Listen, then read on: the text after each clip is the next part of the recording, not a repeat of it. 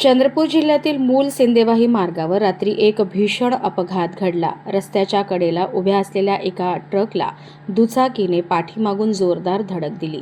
या भीषण धडकेत दुचाकी स्वाराचा जागीच मृत्यू झाला असून शफीक शेख असे मृत तरुणाचे नाव आहे।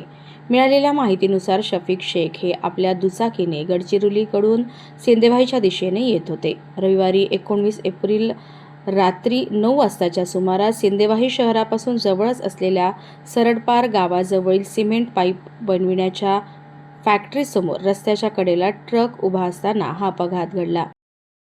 धडक इतकी भीषण होती की शफीक यांच्या डोक्याला आणि शरीराला गंभीर दुखापत झाली।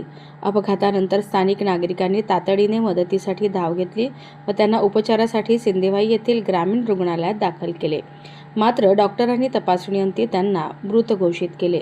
शफीक हे 15 दिवसांपासून त्यांना बाळ झाले असल्याने गडचिरोली येथे जन्म प्रमाणपत्र आणावयास गेले होते, अशी माहिती समोर येत आहे। तेथून परतत असताना काळाने त्यांच्यावर झडप घातली। त्यांच्या निधनामुळे गुंजेवाही परिसरात शोककळा पसरली आहे।